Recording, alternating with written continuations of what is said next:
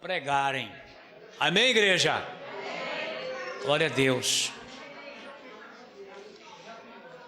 Vamos para a palavra desta noite, amém, amados? Aleluia.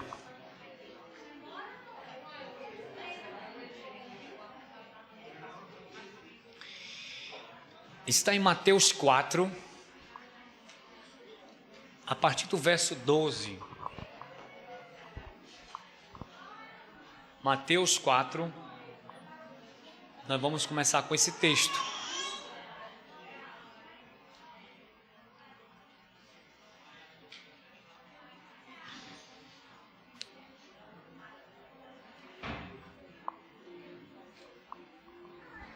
Amém? Mateus 4, a partir do verso de número 12. Janilson, aqui tem a versão de Eugene Peterson, tem? A mensagem não, né? Poxa. Tudo bem. Vamos nessa Almeida Corrigida Fiel. Diz assim: Jesus, porém, ouvindo que João estava preso, voltou para a Galileia. E deixando Nazaré, foi habitar em Cafarnaum, cidade marítima, nos confins de Zebulon e Naftali, para que se cumprisse o que foi dito pelo profeta Isaías, que diz: a terra de Zebulon, a terra de Naftali, junto ao caminho do mar, além do Jordão, a Galileia das nações. O povo que estava assentado em trevas viu uma grande luz, e os que estavam assentados nas regiões e sombras da morte, a luz raiou. Desde então, começou Jesus a pregar e a dizer: arrependei-vos, porque é chegado o reino dos céus. E Jesus, andando junto ao mar da Galileia, viu a dois irmãos, Simão, chamado Pedro, e André, os quais lançavam as redes ao mar, porque eram pescadores. E disse-lhes: vamos falar comigo bem alto, vamos lá. Vinde após mim, e eu vos farei pescadores de homens. Estenda as suas mãos para cá. Diga comigo assim: Senhor, eis-me aqui, faz-me teu instrumento, em nome de Jesus. Diga amém.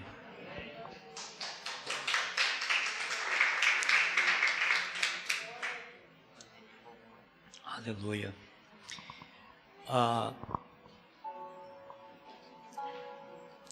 Nós estamos hoje lançando um projeto chamado, põe aqui, João, aquela telinha que a gente fez. Projeto Lançando as Redes. Pelo texto que acabamos de ler, nós já temos o entendimento de que se trata, né? De evangelização, de trabalho do Senhor. Esse texto é interessantíssimo, porque é o princípio do ministério do Senhor Jesus. Ele se dá depois que Jesus passa 40 dias e 40 noites se consagrando, sendo tentado, sendo aprovado por Deus. Logo após esse episódio, Jesus fará a escolha dos seus chamados apóstolos. E Mateus faz uma ressalva muito interessante aqui. Os irmãos, às vezes a gente lê e não percebe. Ele começa o verso 12, dizendo: porém, ouvindo que João estava preso, voltou para a Galileia. Então Jesus tomou conhecimento de que seu primo João Batista havia sido preso. O ministério de João Batista estava findando.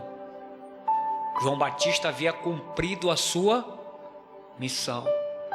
Aquilo que Deus entregara para João, ele cumpriu cabalmente.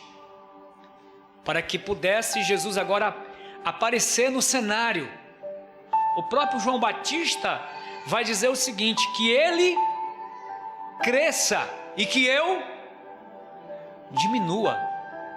Então, ele faz esse link de que, ao ouvir que o seu primo estava preso, ele sai da Galileia. Fato é que na Galileia Jesus é rejeitado.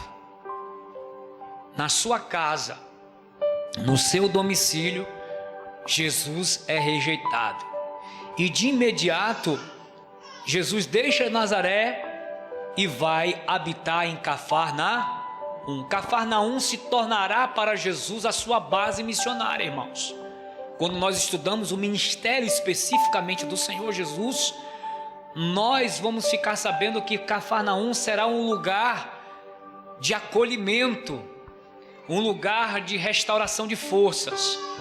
Jesus já está sempre por ali, até porque geograficamente Cafarnaum, como o profeta Isaías profetiza aqui, é um lugar de passagem de nações, era rotas comerciais, era um lugar onde se afluía muitas pessoas de várias nações, e um lugar propício, né? Uma cidade praticamente marítima, um lugar propício para o anúncio do Evangelho. Então, a partir do momento em que Jesus descobre e sabe que João está preso, o verso 17 de desde então começou Jesus a pregar e a dizer, ou seja, ele linka com a mensagem de João Batista, arrependimento, né? Então Jesus começa a pregar sobre arrependimento e a chegada do reino de Deus. E Jesus andando sobre a beira-mar, Jesus encontra dois irmãos, Cefas, Pedro e André. Eles eram pescadores. A gente vai tirar algumas lições nessa noite para o nosso coração. E eles estavam trabalhando. Havia, amados, naquela época, um anseio muito grande, como hoje, né? Como hoje, os judeus hoje, atualmente, eles esperam o Messias, que não é Jesus, né? Dizem que até esse Messias já está vivo, segundo alguns rabinos muito importantes de Israel hoje, gente. Então havia esse anseio do Messias, porque eles estavam sob jugo romano, né? Israel estava sob jugo romano, a nação estava sobre o jugo dos romanos, e eles queriam muito se libertar, queriam muito sair do jugo daquela nação que estava sob controle. É nesse cenário que Jesus vai desenvolver o seu ministério e vai chamar os seus discípulos. E os dois primeiros é Pedro e André. Eles estavam trabalhando, diz o texto que Jesus andando junto do mar da Galileia viu dois irmãos, Simão chamado Pedro e André, os quais lançavam rede ao mar, porque eles eram pescadores de profissão. Eles eram pescadores de profissão. Jesus passa e diz: vinde após mim e vos farei pescadores de homens. Eu fico lendo esse versículo e fico imaginando, né, queridos irmãos, que a chamada do Senhor Jesus a esses dois discípulos. Poxa, o texto deixa claro que imediatamente, no mesmo momento, eles deixaram as redes e seguiram após Jesus. Então, deixando logo as redes, seguiram-no. Primeiro, Jesus não fez, escuta bem, Primeira lição que nós vamos aprender aqui: a chamada de Jesus, irmãos, ela é real, verdadeira, mas ela não ilude ninguém, amados. Você entende isso? Ela é muito clara, porque Jesus não fez nenhuma promessa para os seus discípulos: me sigam e vocês vão enriquecer, me sigam e vocês serão bem-sucedidos. Simplesmente Jesus disse: sigam-me e eu vou ensinar a vocês agora a serem pescadores de homens, ao invés de pescadores de peixe. Ao que prontamente, no mesmo momento, no mesmo instante, a Bíblia diz, amados, que eles deixaram as redes, né, e automaticamente seguiram a Jesus. Sabe o que é que se implica, amados? Que Jesus continuou fazendo a mesma chamada. Só que tem um detalhe, amados: nós vamos sempre dar uma resposta para Jesus. Nós vamos sempre dar. Quando nós não atendemos, isso implica numa resposta. E quando nós atendemos também. Quando nós ouvimos o Evangelho, sentimos no nosso coração Deus fazendo com que o nosso espírito comece agora a arder num sentido, numa palavra, é o chamamento de Deus. Então esses discípulos, eles não hesitaram, e no mesmo momento eles se levantaram. E a gente sabe, amados, que seguir a Jesus naquela época, seguir um rabino, ao mestre, implicava em deixar tudo que você tinha na sua vida para, a partir de agora, conviver diariamente com aquele mestre. Eles deixaram, primeiro, olha só, o seu trabalho. Quem segue a Jesus precisa confiar em Jesus, aleluia. Quem recebeu a chamada de Jesus, saiba que você vai aprender dependência de Deus, que você vai aprender que agora a sua vontade não é mais sua, você não é mais dono de si mesmo, você passa a ter um dono, e o seu dono se chama Jesus de Nazaré, aleluia. Vem, segue-me. E no mesmo instante eles se levantaram e não pensaram na aposentadoria, não pensaram, meu Deus, quem que vai cuidar dos meus pais, quem que vai cuidar da minha esposa, o que será? Absolutamente não pensaram em nada disso. Eles se levantaram, porque o Espírito Santo veio sobre eles, e eles foram convencidos de que Jesus era o Yeshua HaMashiach, era o Messias prometido. 2 pescadores que deixam, aleluia, glória a Deus. Então, eu quero agora fazer um link também com outro texto que está em Marcos 2, capítulo 2, versos 1 a 12, que eu quero mostrar aqui para você que existem comportamentos em face da resposta de Deus, da chamada de Deus para a nossa vida. Alguns dias depois entrou outra vez em Cafarnaum, e soube-se que estava em casa. E logo se ajuntaram tantos que nem ainda nos lugares junto à porta cabiam, e anunciava-lhes a palavra. E vieram ter com ele, conduzindo um paralítico trazido por 4. E não podendo aproximar-se dele por causa da multidão, descobriram o telhado onde estava, e fazendo um buraco, baixaram o leito em que jazia o paralítico. E Jesus, vendo a fé deles, disse ao paralítico: filho, perdoados estão os teus pecados. E estava ali assentado alguns dos escribas que arrazoavam em seus corações, dizendo: por que diz este assim blasfêmias? Quem pode perdoar pecados senão só Deus? Jesus, conhecendo logo em seu espírito que assim arrazoava entre si, lhes disse: por que arrazoais sobre estas coisas em vossos corações? Qual é mais fácil dizer?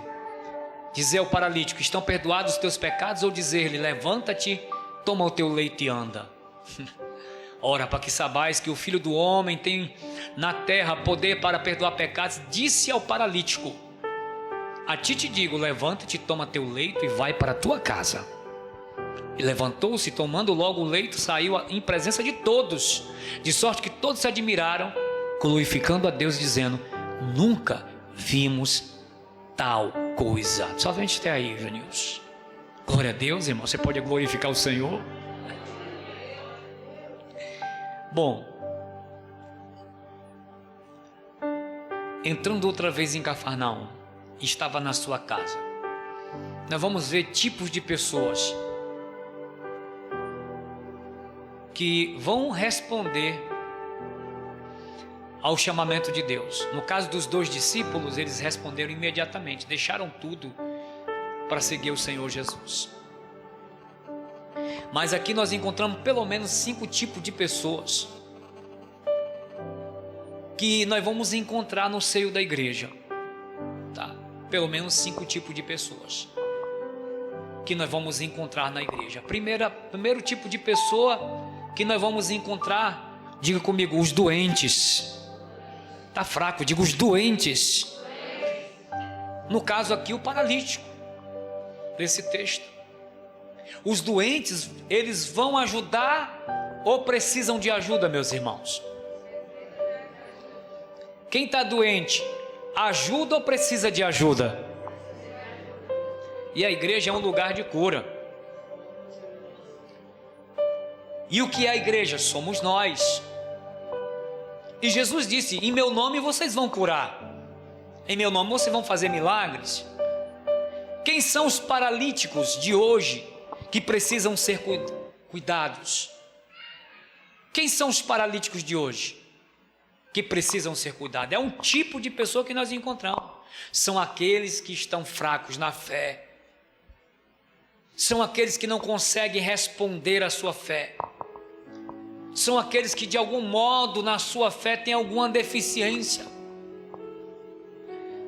Esse é o primeiro tipo de pessoas que nós vamos encontrar e que talvez não respondam ao chamado. Por quê? Porque eles estão doentes. Eles estão enfermos. Aleluia. O texto diz que 4 amigos pegaram aquele paralítico, se compadeceram. Esse é que é o verdadeiro amigo, né? Que se coloca no lugar do outro, que se compadeceu dele e colocou ele naquela maca e subiu. Eles fizeram um esforço muito grande. Segundo tipo de pessoa que nós vamos encontrar no seio da igreja são aqueles que carregam os doentes. Diga, os que carregam os doentes. Aleluia. Esses são os verdadeiros amigos, tá? São os verdadeiros amigos. Esses quatro pessoas que a Bíblia não referenda seu nome, não diz quem são eles, mas diz que eles, né, tomaram, né, aquele paralítico, e logo saíram tantos que ainda não tinham lugar, a porta cabiam, e vieram ter com ele conduzindo um paralítico trazido por 4. Um paralítico trazido por 4. O evangelista não diz quem são, mas que eles se compadeceram, que eles tiveram atitudes, que eles se moveram em compaixão. Amados, fazer a obra de missões é ter a compaixão de Deus no coração, é amar sem receber nada em troca, é ter o amor de Deus derramado em nossos corações e olharmos para as misérias, para as situações e em nome de Cristo levarmos o alívio de Deus para essas vidas. Amém? Então a segunda classe de pessoas que nós encontramos são aqueles que carregam os doentes. Muitas vezes são evangelistas anônimos, gente que trazem os doentes, que transportam, que se compadece. É importante você convidar alguém para vir na igreja. Quanto tempo faz que você não convida alguém para vir na igreja? Quanto tempo faz que você não evangeliza? Você se lembra da última pessoa que você ganhou para Jesus? Aliás, você já teve essa alegria de ganhar alguém para Jesus? Quantas vezes eu tive essa alegria na minha vida? Ou parece que nós estamos nos tornando mercadores da fé. A gente vem para a igreja e a gente vem tratar dos nossos negócios, da minha dor, dos meus problemas. Não estou dizendo que isso é errado, amém, amados? Deus, Ele atende, Deus é Pai. Mas nós estamos vendo uma igreja hoje muito preocupada consigo mesma e menos preocupada com o outro. Você sabia que quando nós nos preocupamos com o outro, Deus opera em nossa vida? Enquanto você está evangelizando o outro que não é da tua casa, Deus envia outro para ser boca de Deus para os teus parentes. Nós estamos preocupados com aquilo que nos interessa.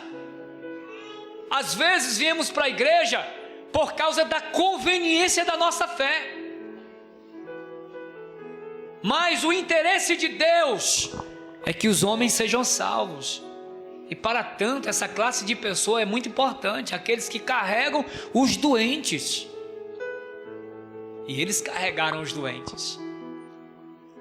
Aleluia, glória a Deus. Eles se levantaram, fizeram todo o esforço para que aquele homem fosse abençoado por Jesus. Abriram, subiram por cima do telhado, porque já não cabia mais ninguém dentro da casa, de tão lotado que estava aquela casa, para ouvir os ensinos do Senhor Jesus. Eles poderiam ter dito assim: poxa, não tem condição não, como é que a gente vai fazer aqui? Ó, cara, a gente até queria te ajudar, mas sem condição, não há como a gente fazer isso. Eles disseram isso? Não. Eles viram um obstáculo. Qual era o obstáculo? A casa. O outro obstáculo, abrir um buraco na casa, no telhado da casa. Eu fico imaginando como é que eles... Irmão, gente, se a gente botar a nossa imaginação para funcionar, a gente fica pensando assim: rapaz, como isso se procedeu? Como é que é? 2 subiram primeiro, puxaram o paralítico, depois pegaram a maca dele, depois mais 2 subiram. Aí começaram já a tirar com muito cuidado, porque tinha gente embaixo. Eles começaram a abrir um buraco na casa onde Jesus estava, de uma maneira com muito cuidado, para que não caísse nada sobre os que estavam abaixo. Aí depois disto, vem a segunda questão, de descer o paralítico de cima do telhado até embaixo. Amados, isso foi uma força-tarefa. Concorda comigo? Sim ou não? Esses são os que levam os doentes, tá? São os obreiros, são aqueles que receberam o chamado, que estão realmente trabalhando para o Senhor, que não veem dificuldades. A primeira dificuldade que a pessoa vê, a pessoa quer desistir daquele chamado que Deus deu. Deus entregou uma missão e a pessoa desiste no meio do caminho. Ah, eu não vou mais porque o fulano não quer ouvir. Gente, quem está morto, olha, escuta, quem está morto espiritualmente não vai reagir. Amém? Até que essa pessoa ouça o evangelho, ela não vai reagir. E por muitas vezes você tem que ser insistente com aquele doente. Glória a Deus. Quem está entendendo, diga amém. Diga eu quero ser os que carregam os doentes. Essa é a segunda classe de pessoas. A terceira classe de pessoas são aqueles que criticam, porque essas pessoas nunca estão satisfeitas. Olha o verso 6. Estavam ali assentados alguns dos escribas que arrazoavam em seus corações, dizendo: por que diz este assim essas blasfêmias? Quem pode perdoar pecados senão Deus? Essa terceira classe de pessoas, representada pelos escribas aqui, é um tipo de pessoa que está na igreja, mas ela não se envolve,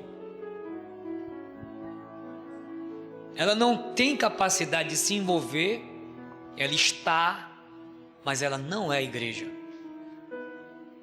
Tá? Essa é a terceira classe de pessoas. E ela critica aqueles que fazem. Poxa, pastor, essa palavra é dura.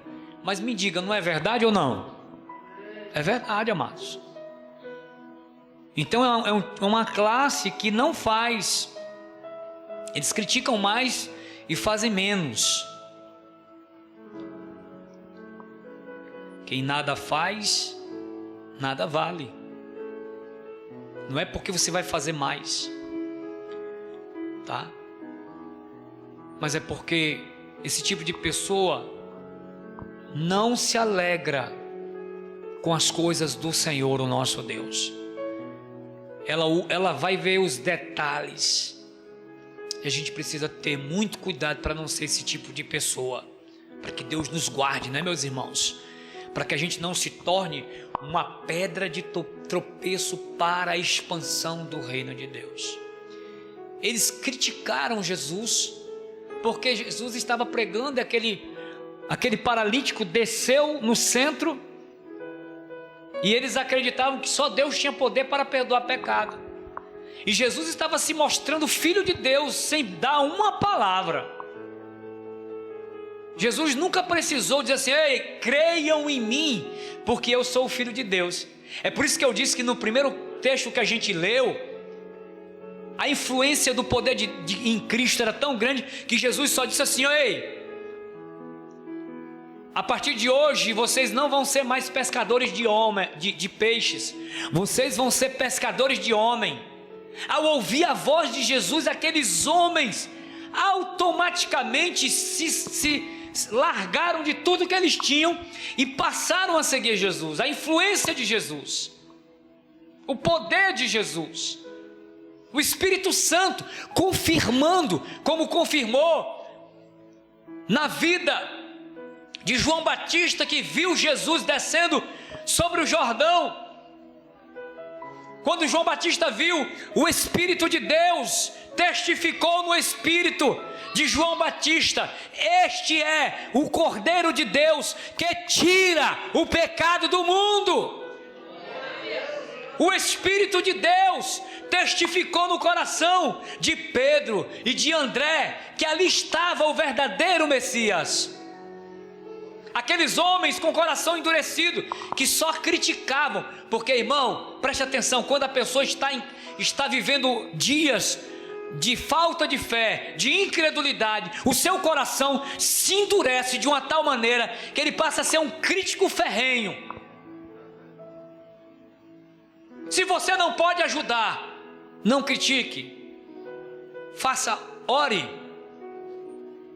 clame ao Senhor. Eles reclamaram: que é isso? Você está dizendo que é Deus, é? Porque só Deus é que pode perdoar pecados. Você está se colocando no lugar de Deus. Isso estavam fazendo os fariseus, os saduceus, os escribas, com respeito a Jesus. Eles estavam criticando Jesus. Você pensa que é Deus, é, para perdoar pecados? Quem é você? Aí Jesus diz assim: para que vocês saibam que o Filho do Homem tem poder na terra, tanto para perdoar pecado, que coisa que eles não podiam fazer, e nem curar aquele paralítico. Jesus diz: tanto para que vocês saibam que o Filho do Homem tem poder para perdoar pecados e para curar, eu te digo, a autoridade, eu te digo, levanta, pega teu leito e vai para a tua casa. Aleluia. Oh, glória. E na mesma hora, amados, diz a palavra, aleluia. Qual é mais fácil dizer ao paralítico? Nenhuma das duas coisas era fácil de fazer. E segunda coisa, só Deus podia fazer o que Jesus perguntou. Nem eles, nem ninguém. Jesus provou ser Deus. Aqui há uma prova cabal da divindade do Senhor Jesus, amém? Há uma prova cabal aqui. O que é mais fácil dizer? Paralítico, perdoados são os teus pecados, se levanta e vá para casa. Jesus fez isso, aleluia. Aleluia. Te digo, no verso 11: a ti te digo, levanta-te, toma teu leito e vai para a tua casa. E levantou-se, tomando logo o leito, saiu da presença de todos, de sorte que todos se admiravam e glorificavam a Deus. Oh, glória! Nunca vimos tal coisa. Ficaram assombrados, irmãos. Então, eles foram envergonhados por uma crítica tenaz, capciosa contra o Senhor Jesus Cristo. O quarto tipo de pessoa que nós vamos encontrar na igreja são aqueles que apenas assistem. O capítulo 2, verso 2 diz: e logo se ajuntaram tantos, que nem ainda nos lugares junto à porta cabiam, e anunciava-lhes a palavra. Ajuntaram-se tantos, mas apenas assistiam, estavam presentes, ali vendo aquela situação, admiradores, muitos que estavam ali simplesmente como telespectador da situação, mas não se envolviam, não criticavam, não carregavam doente, ficavam ali apenas. Esse é o quarto tipo de pessoa que a gente encontra. Você já viu esse tipo de gente? Vai, vem, não se envolve, não, deixa aqui no meu quadrado, é o meu quadrado e ponto final. Tá? Esse é o quarto tipo de pessoa que nós vamos encontrar. Tá? Eles estão presentes para ver. Muitas vezes são curiosos, né? Curiosos. Tá? O pastor Marcondes, ele critica muito esse fato das manifestações, crítica no sentido positivo, de dizer que basta ter uma manifestação espiritual de alguém endemoniado, de alguém com alguma situação, e você vê as pessoas afluindo para ficar olhando, né? São aqueles curiosos, eles estão na multidão ali para saber o que vai acontecer. Muitas vezes, se você colocar um demônio desse para falar, ele vai falar tudo, porque ele é mentiroso, ele mente. O que está fazendo aí com essa vida? Eu vim para matar, claro, a Bíblia já diz que o ladrão veio para matar, roubar e destruir. Não tem nada de novo que ele diga. O diabo é mentiroso. Ele é mentiroso desde o princípio. E o que ele quer fazer é show. O que ele quer fazer é confusão. Ele quer confundir, né? E muitas vezes esse tipo de situação na igreja chama muita atenção. As pessoas vão para esperar, para saber o que vai acontecer. Hoje no culto vai acontecer. Então, tá? Esse tipo de situação acontece por aí. E as pessoas afluem para ver. Quando na verdade Jesus, nas manifestações da Bíblia, Jesus tratava logo de repreender, de mandar o espírito embora. Jesus fugia da fama, das situações, porque Jesus sabia das situações. E esses que apenas assistem, o que eu posso dizer para você é que são curiosos. Irmão, escuta uma coisa que eu quero te dizer nessa noite. Nós hoje, né, graças a Deus, o Senhor está curando muitos irmãos que foram feridos. Em alguns lugares eles ficaram desigrejados por conta de feridas, de situações, saíram das igrejas. Mas uma coisa é um fato real: nós precisamos congregar, nós precisamos estar debaixo de um pastoreio, de um lugar aonde nós estejamos produzindo, de um lugar aonde a gente desenvolva a nossa chamada em Deus, onde uma autoridade espiritual esteja sobre você, porque Hebreus diz que nós devemos orar pelos pastores para que eles façam o trabalho de Deus. Quando nós fomos chamados à eternidade, quando nós fomos arrebatados, vão te perguntar: quem era teu pastor lá na terra? Porque quem não é obediente aos pastores que você está vendo, como é que você vai ser obediente a Deus que você não vê? Às suas lideranças, ao seu pai, à sua mãe, ao seu professor, como é que você vai ser? Não, só Deus é que manda. Não, amados. O Deus que nos chama é um Deus que Ele ama a hierarquia. O Pai está em mim e eu no Pai. Ele fez a obra da redenção todinha e diz Apocalipse que Ele vai entregar o reino ao Pai. O nome disso é hierarquia.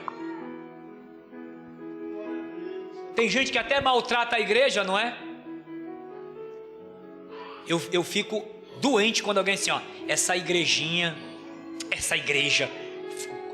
a pessoa tem raiva de um membro de uma situação, mas essa igreja velha. Já chegaram a chamar essa igreja aqui de pocilca, não é essa pocilca aí de porta aberta. Eu me lembro disso. Eu fico, Jesus, me libera só um momento, só para dar uma lapada assim no pé da orelha.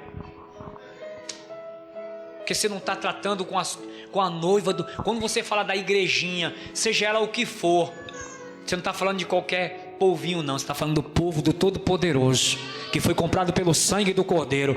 Quem está sentado aí do teu lado foi alguém que foi comprado pelo sangue do Cordeiro. É importante para Deus.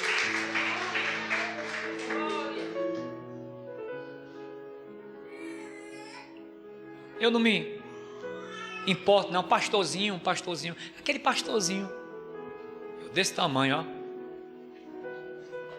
eu não me importo, irmão, pastor.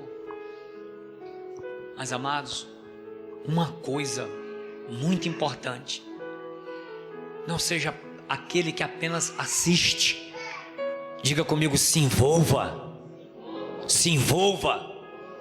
mas se envolver na obra do Senhor. E por último, a quinta classe de pessoas que nós encontramos são aqueles que curam, são os agentes da graça, são os que estão em nome de Jesus orando, ministrando a palavra, estão em comunhão. Aleluia. Então, amados, essa quinta classe é muito importante. Por quê, pastor? Porque ela ouviu o chamado e está atendendo o seu chamado. E falar de chamado aqui, escuta aqui, você pode passar uma vida inteira dentro da igreja, sentado no seu banco, ou vindo para cá, mas eu digo para os irmãos que cada um dos crentes que aqui estão nesta noite, Deus tem uma obra específica para você. Deus tem uma obra específica, tá? Não adianta a gente dizer assim, não, quem tem que pegar a palavra é o pastor. Não, peraí que eu vou chamar o pastor para orar. E você não é crente, não? Você não sabe orar, não?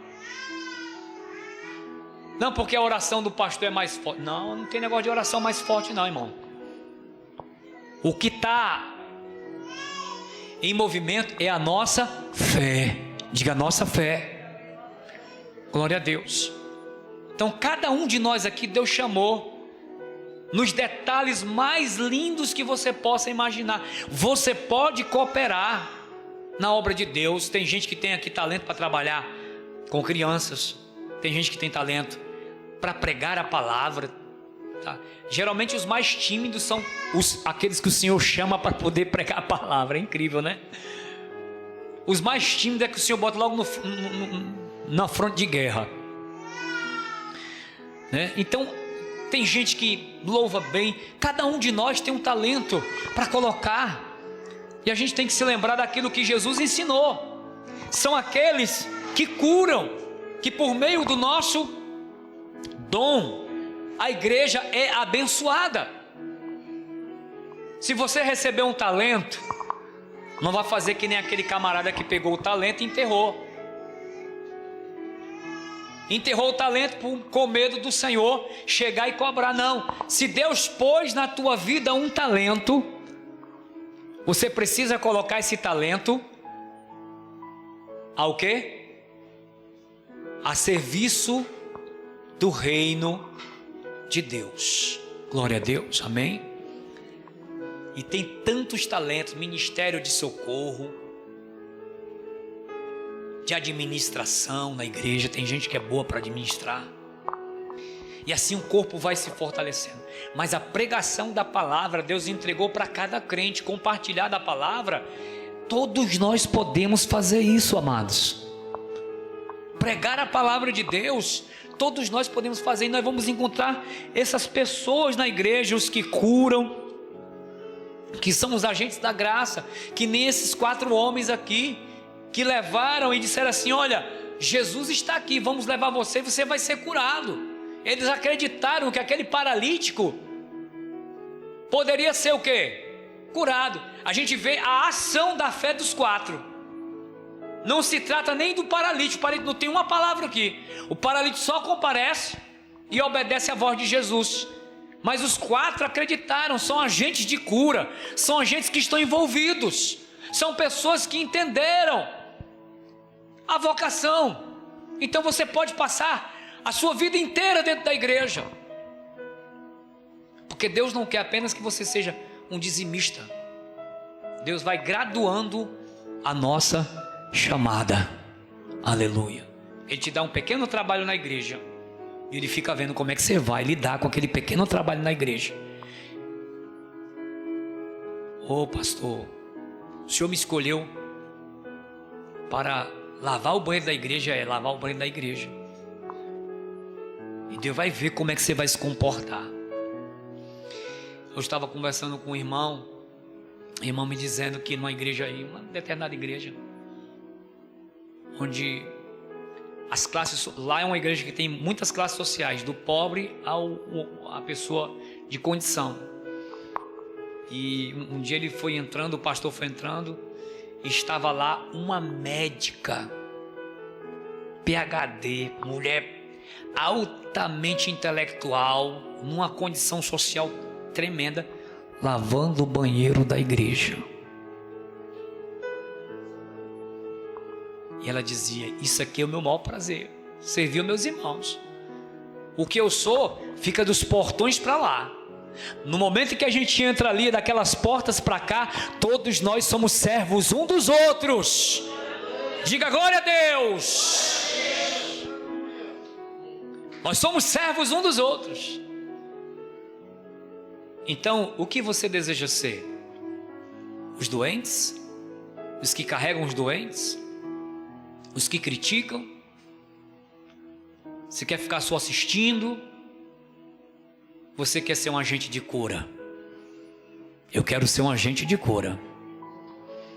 Glória a Deus. Glórias a Jesus. Enquanto nós estamos curando a vida dos outros, Deus vai curando a nossa vida também. É por tabela, irmãos.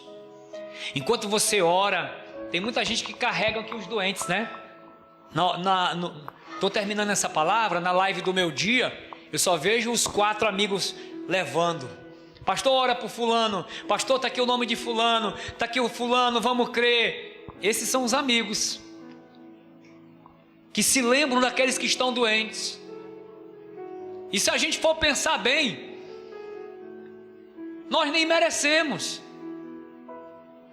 Se a gente for pensar bem, irmãos, mas estão ali levando, clamando. Às vezes não dá o nome, mas está orando, está dizendo: Deus abençoa, Deus cura, Deus levanta. Porque quando nós declaramos essas coisas, nós estamos crendo que Deus vai fazer essas coisas. Nós estamos crendo, irmãos. Então quero deixar essa palavra, porque nós vamos começar um projeto chamado Lançando as Redes. O que é isso? Eu queria agora, eu vou cantar uma canção, e enquanto a gente canta essa canção, se você se sentir tocado aqui, tem esses peixinhos aqui, ó, laranja e amarelo, e você vai pegar esse peixinho. Eu quero lhe desafiar agora, terminando essa mensagem, eu quero lhe desafiar agora a pegar um peixinho desse Um peixinho desse. Eu não vou pedir para os irmãos virem, não. Vou pedir para a Betinha passar e passar a cestinha ali, quem quiser, né? Porque para não... né?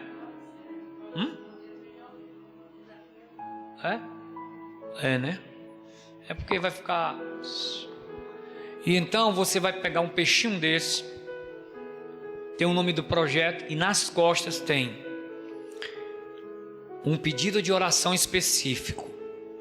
Tem inúmeros pedidos aqui, orando pela igreja perseguida, orando pela China, orando pelo bairro aqui do nosso bairro, orando pelo projeto, lançando as redes.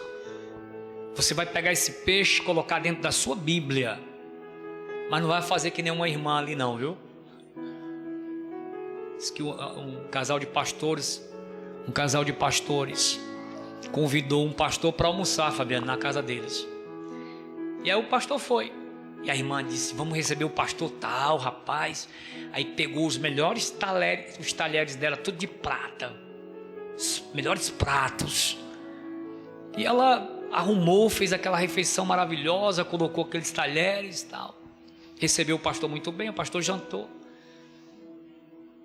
Enfim, conversaram bastante, o pastor foi embora. Ela foi lavar tudo aquilo novamente, contou os talheres. Ficou faltando uma faca. Contou, faltou uma faca. Meu Deus, está faltando uma faca, meu Deus. Meu Deus, não me deixa pensar mal do pastor. Mas só tinha nós três, meu amor. Já procurei em todos os lugares dessa casa, não está aqui. Então o pastor levou. E ela ficou com aquilo no coração. O pastor levou. Passou-se um tempo, 1 ano à frente. Aí o pastor disse: não, vou convidar o meu amigo pastor. Não convide ele, não dá certo não. Vou convidar meu pastor. Você não vai dizer nada, vou convidar o pastor. E aí convidou o pastor novamente para ir para aquele almoço, e o pastor foi. Aí no meio do almoço lá, ela não se aguentou e perguntou: pastor, me diga uma coisa, ano passado o senhor não levou porque ficou faltando um talher meu aqui, o senhor não levou não? Minha irmã, que é isso, minha irmã? Jamais poderia fazer isso. Agora a senhora já leu a sua Bíblia? Porque eu deixei o talher dentro da sua, marcando uma passagem para a senhora ler. Estava com 1 ano que a irmã não pegava na Bíblia.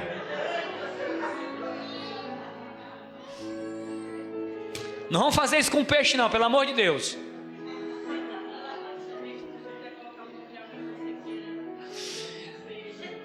Mas se você quiser colocar mais algum nome aí no peixinho, toda vez que você olhar para o peixinho, você já sabe que tem que orar durante esse mês inteiro, até o próximo culto de missões. Ok? Amém? Vamos cantar. Tá chegando aqui o final do culto, mas temos ainda outra coisa para fazer. Glória a Deus. Aleluia. Lance suas redes ao mar, creia na palavra de Deus, tudo é possível ao que crê. Lance suas redes ao mar. Quem pegou o peixinho? Esse livro vai ser sorteado somente para aqueles que pegaram o peixinho. Na ponta do peixe tem um número, olha aí o número. Isso. Na ponta do peixe tem um número. Glória a Deus. Ei. Ainda dá para dar mais para os irmãos aí, se quiserem. Eu vou ser benevolente. Mas não esqueça, o objetivo é de orar, tá? Eu vou sortear agora, viu? Vou sortear agora.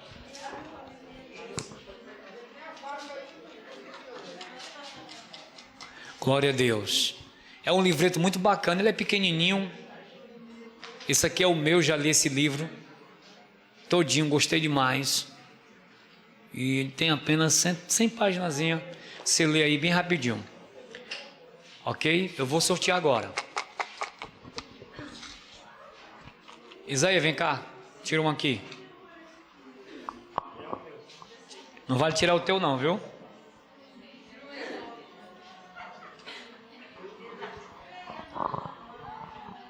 Pode ser que tenha mais. Rapaz, um negócio desse é... Número 1, ó. Eita, Jesus, irmã Rosângela. Ô, glória. Número 1, rapaz, pensou um negócio desse? Foi, pegou o peixinho aqui de cor. Pode sentar, irmãos. Glória a Deus. Amados, nós estamos finalizando esse culto, mas eu queria, antes de mais nada, queria a sua atenção agora. Bota o fundinho aí, meu filho. Falar para os irmãos que o Lançando as Redes vai começar já a partir de hoje. O que é o projeto Lançando as Redes? Bota aí a primeira telinha aí, varão. O Lançando as Redes significa uma série de encontros. É sobre falar da vida, fé e de Deus de uma forma diferenciada. Os encontros podem ser em casas ou em qualquer lugar que funcionem como um momento evangelístico. Nas reuniões do Lançando as Redes, nós temos comida, comunhão, vídeo e conversas.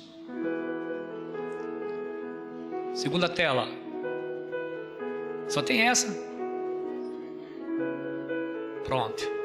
Então, isto é o projeto. Ele começa com Lançando as Redes, depois a gente monta o GC. O Lançando as Redes é para todo aquele que ainda não conhece Jesus.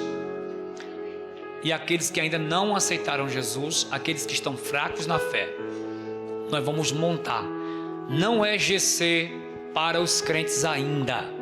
É um lugar onde nós vamos falar de Jesus. E para tanto, nós já temos alguns lugares para ir aqui no bairro, viu, queridos? Casa de pessoas que não conhecem a Jesus. Então, eu queria convidar os irmãos que já se dispuseram para liderar esses pequenos grupos. E eu queria orar por eles. Quero chamar aqui os irmãos que a gente conversou, tá? Porque há muitas casas para que a gente vá. E se você tem um desejo de liderar, de se envolver, tá? Pastor, eu quero. Fique certo que você vai liderar. Amém? Quero convidar os irmãos que a gente conversou essa semana. Já tem vários lares aqui para a gente já ir, para a glória do nome do Senhor. Até o Janilson vai junto agora, viu? Eita, Jesus. Aleluia. Glória a Deus. Então tá aqui esses irmãos que já se comprometeram. Eles vão fazer a primeira visita nesses lares e já começar a falar sobre Jesus. Amém? Pastor, eu quero me envolver. Eu vou precisar de muita gente para trabalhar para o Senhor. Eu vou precisar. E eu espero que você, querido, que está aqui nessa noite, possa responder ao chamado do Senhor. Quero que você feche os seus olhos aí no seu canto e estenda suas mãos para essas pessoas aqui.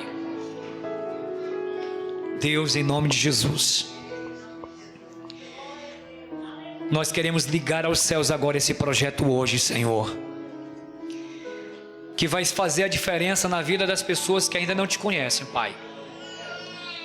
Senhor, que os pés deles sejam levados a essas casas e que eles sejam usados para glorificar o Teu nome, Senhor. Ó Deus, quão formosos são os pés dos que anunciam as boas novas. Ah, Deus, toma agora e dá a eles, meu Pai, ânimo, força. Dá a eles uma visão incansável, até que, Senhor, Cristo seja formado nesses corações.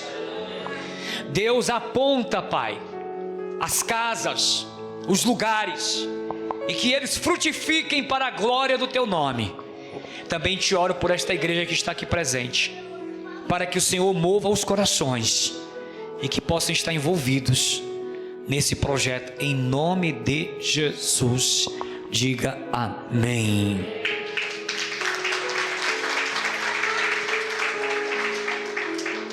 Glória a Deus. Nós estamos Nós vamos preparar, amados, o endereço aonde eles estarão indo, esses irmãos. Nós conseguimos montar para início 4 lugares. 4 lugares onde de 2 em 2 essas pessoas irão se reunir. E é um lugar onde vai ser homogêneo. Tanto faz jovem, mulher, para atingir a todos. Não vai ser só para mulher, não, todo mundo junto, uma liderança conduzindo em encontros que vão ser maravilhosos. Amém? Glória a Deus. Se você quer se envolver, depois você me procura. Se você conhece alguém, uma casa, se você conhece uma pessoa que tem abertura para o Evangelho, eu quero trabalhar, me fala que a gente vai, em nome de Jesus, organizar liderança para estar indo para lá, tá bom? Amém? Vamos ficar de pé. Eu quero agradecer a Deus pela tua presença. Espero que você tenha sido abençoado com este culto. Nós vamos encerrar este culto missionário. Aleluia. Glória a Deus. Glória a Deus. Glória a Deus. Glória a Jesus. Pai, em nome do Senhor Jesus, nós te louvamos, Senhor. Nós te agradecemos. Rendemos-nos a ti, Senhor. Queremos entregar a nossa semana nas tuas mãos. Pedimos a tua bênção no transcorrer dessa semana. Que seja uma semana abençoada por ti, Senhor. Ó Pai, toma a nossa família, a família espiritual. Toma os nossos irmãos aqui presentes. Toma nas tuas mãos cada pessoa que nesta noite compareceu para te adorar, para trazer a ti o louvor, Senhor. Pai Santo, usa a tua igreja, usa teu povo, Senhor, e nos concede a graça, Senhor. Nos concede saúde, Senhor. Nos concede livramento, Senhor. Nos concede, aleluia, fortaleza no teu Espírito Santo, Senhor. Nos dá, meu Pai, uma semana, meu Senhor, grande, maravilhosa, Senhor. Nos dá ânimo, Senhor. Eu te peço em nome de Jesus. É no nome de Jesus que eu abençoo teu povo, que vai tornar para os seus lares, que retornem debaixo da bênção, da paz, do amor de Jesus Cristo, Senhor. E que eles possam contemplar vitórias, respostas do alto, meu Pai. Que eles possam ver o teu poder fluindo através da vida deles, Senhor. Usa, meu Pai, cada um de nós para a glória do teu nome. Que o amor de Deus, a graça de nosso Senhor e Salvador Jesus Cristo, o consolo e a doce presença do Espírito Santo repouse sobre cada um de nós, hoje e sempre. Se você crê, diga amém. Que Deus abençoe. Até o nosso próximo culto, permitindo o Senhor.